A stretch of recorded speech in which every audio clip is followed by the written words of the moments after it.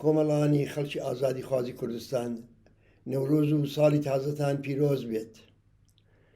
پێش هەر وتەیەک با ڕێز بگرین لە یادی ئەو ئازیزانەی کە لە ڕیزی هێزی پێشمەرگەی کۆمەڵەدا لە شار و لە دێ لە کوێ و لە پێدەشتەکانی کوردستان سینجیان کردە قەڵغان لە پێناوی ئازادی و یەکسانی و ژیانی ئاسوودە و بەختەوەرانە بۆ ئینسان. یادی ئەو تێکۆشەرانە بکەینەوە کە بێپەروا لە مەرگ لەسەر شەقامەکان بە دروشمی ژن، ژیان، ئازادی، دەنجی خەڵکی چەساوە و سەملێکراویان بە جۆی هەموو جیهان گەیاند و بوون بە دەستە چیرەی جەژنی سەرکەوتنەی سبەینێمان. یادی ئەو ئازیزانە بکەینەوە کە لە 18 و 19 بەفرانباری ئەو ساڵ بەدەستی جنایەتکارانی کۆماری ئیسلامی لەسەر شەقامەکان کۆمەڵکوژ کران. یادی ئەو کەسانەی کە لە زیندانەکانی کۆماری ئیسلامیدا ئەشکەنجە دران و بە پەتی سێدارە گیانیان لە پێناوی ئامانجیاندا بەخت کرد. هەمووی ئەوانە ئەستێرەگەلێکی دەرەوشاوە بوون کە ڕووناکیان بەخشی و خۆیان خامۆش بوون. ئەوان لە بەرچاوان ون بوون تاکو ئێمە بمێنینەوە و ڕێگاکە درێژە پێ بدەین. وێرای پیرۆزبایی نەورۆز لە بنەماڵە سەربەرزەکانیان پڕ بە دڵ ستایشی خۆڕاگری و ڕێبەرزیان دەکەین. پیرۆزبایی ساڵی نۆ لەو تێکۆشانانەش دەکەین کە بەهۆی داواکاردنی ماف و ئازادی کەوتونەتە سیاساڵەکانی ڕژیم. پیرۆزبایی ساڵی تازە لە هەڵسوراوانی ببێر و ماندووی ناسی خۆمان لە ناوەوەی وڵات دەکەین کە لە ناو جەرگەی شار و دیهاتەکانی کوردستان لە ژێر قورسترین زەختی دیکتاتۆریەت و سەرکوتدا ئاڵای خەباتیان هەروە شەکاوە ڕاگرتووە و ترپەی دڵی زیندوی ئەو کۆمەلگایان. ئازیزان، ئەمڕۆ ئێمە لە بارودۆخێکدا بەرەو پیری ساڵی تازە دەچین کە دڵمان هاوکات لەگەڵ شایی نەورۆز، کەیلی تووڕێی و ئازارە. ئازاری 47 ساڵ بێبەشبوون لە ئەمنیەت و لە دەمێک بە ئاسوودەی ژیان و تووڕێی لە ڕژیمێک کە نان و ئازادی خەڵکی ئەو وڵاتی بەوارم دەگرتو.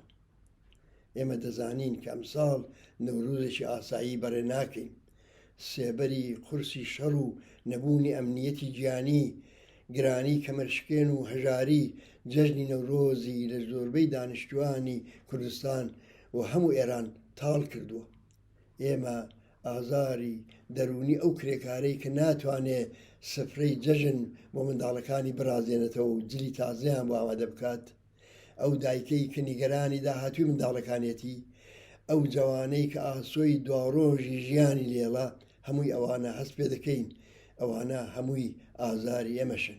بەڵام بەرەزان، ئێمە دەزانین هەژاری و بێبەشی و بێمافی و شەڕ نە لە ئاسمانەوە هاتۆ و نە سەرچاوەکەیان لە سروشت و لە ژینگەی ئێمەدایە.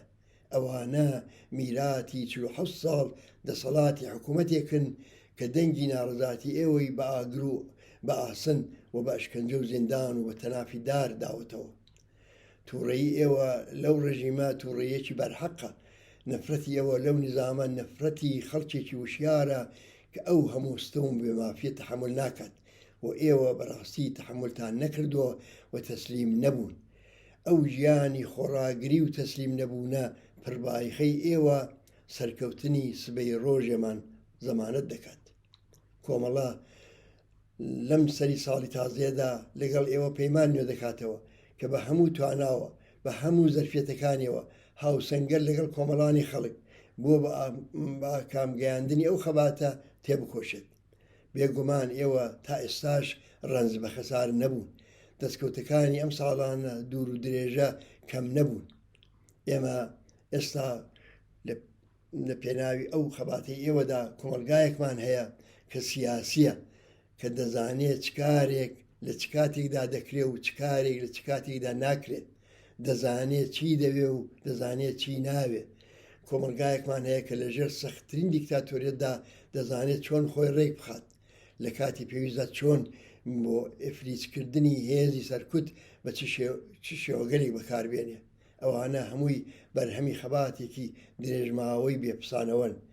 بە ئەو دەستکەوتانە بەڕسمی بناسین، بیان پارێزین، دەوڵەمەندتریان کەین و بە پێداگری لەسەریان سەرکەوتنی دواڕۆژمان مسۆکەرکەین. با من لێرەدا باسی دوو نمونەتان بۆ بکەم کە هەردووکیان لە ئەزمموی خەباتی نەفساوەی خەڵکی کوردستاندا هاتوونەکایەوە. بە پشبەستن بەو ئەزمونە دەوڵەمەندە کۆمەڵە بە بڕیارێکی مێژووی نیشانیدا کە بەرژەوەندی خەڵکی کوردستان لە پێناوی هیچ وەسوسەیەکدا قوربانی ناکات. ئێوە دەزانن هەر لەم ڕۆژانەی ڕابردوودا ئێمە قبولمان نەکرد ببین بە بەشێک لە پرۆژەیەکی ماجراجویانە کە دەوڵەتانی ئەمریکا و ئیسرائیل بۆ پەڕینەوە لە سروونەکانی هەرێمی کوردستان دایانڕشت بوو چ بڕیارێکی مێژوویماندا. بێگومان ئەگەر ئەم پرۆژێ بەڕێوە چوو بە کارەساتێکی لێ دەکەوتەوە کە لە مێژووی پڕ لە هەڵسوکەوتی کۆمەڵانی خەڵکی کوردستاندا بێوێنە دەبوو. ڕاستە کە داڕێژەرانی ئەو پرۆژەیە زۆر زوو لێ پاشگەز بوونەوە، بەڵام ئەوە مەیدانێکی تاقیکردنەوە بوو بۆ کۆمەڵەش کە کۆمەڵە ملی بەو سیاسەتە نەدا و لە مەیدانی ئەو تاقیکردنەوەدا سەربەر هاتە دەرێ نیشانیدا کە پشتی بازموونی دەوڵەمەندی کۆمەڵانی خەڵکی کوردستان لە هەر چوار پارچەکەی ئەستورە. کۆمەڵە باسی نمونەیە کەتان بۆ بکەم. کۆمەڵە بەردەوام هەوڵی داوە هەزینە و تێچووی خەباتی خەڵکی کوردستان کەم بکاتەوە.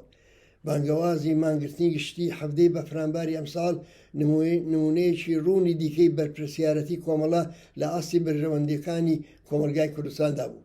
ئەوە لە حاڵێکدا بوو کە دیتمان هەڵسوکەوتی نابەرپرسیارانە وای کرد کە لە ڕۆژانی 18 و 19 بە فرانباری ئەمساڵ ڕێژیمی ئینسانکوژی کۆماری ئیسلامی لە ماوەی 48 کات ژمێردا زیاتر لە 30,000 کەسی لەسەر شەقامەکانی شارەکانی ئێران کۆمەڵکوژ کرد. لەوە کاتێکدا بانگەوازی مانگرتنی گشتی لە کوردستان هەم هەستی هاوخەباتی کۆمەڵانی خەڵکی کوردستانی لەگەڵ کۆمەڵانی خەڵکی هاوچارە نووسی لە هەموو ئێران نیشاندا و هەم گیانی هەزاران کەسی پاراست. ئەوە بزانن کە هەرگیز سیاسەتی ماجەراجویانە و نابەرپرسیارانە لە کۆمەڵە نابینن، ئەوە بەڵێنی ئەمەیە. هەوڕیانی ئەسوڕاوی کۆمەڵە لە هەر شوێنەکان کۆماری ئیسلامی ئەگەریش لەم شەڕەی ئێستا دەرباز بێت، کۆماری ئیسلامیەکەی جاران نابێ. پێکهاتەی دەسەڵات دوای ئەو شەڕە بەهۆی ئەو شکستانەی کە بەتایبەت لەو ساڵانەی ڕابردوودا یەک لە دوای یەک بەسەری هاتووە تووشی گۆڕانکاری بەرچاو دەبێت. ئەم بارودۆخە تازەیە هەم دەتوانێت بۆ تێکۆشەرانی ئێمە و بۆ تێکۆشانی خەڵکی کوردستان دەرفەت بخۆڵخێنێ و هەم دەتوانێت مەترسی تازە پێک بێنێ. هاوڕێیانی ئێمە پێویستە لە ئامادە باشی تەواو دابن لە فرسەتەکان بۆ بەهێزکردنی کۆمەڵە لە شار و لە دێ کەڵک وەربگرن و هیچ فرسەتێک لەدەست نەدەن و لە هەمان کاتدا بەرامبەر بە مەترسیەکانیش وشیارانە عەمەل بکەن.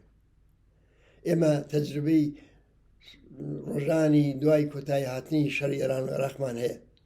ئەو تەجربەیە لە بەرچاو بگرن، ڕێگە مەدەن دوای شەڕ دوژمن زەفەرتان پێبێنێ.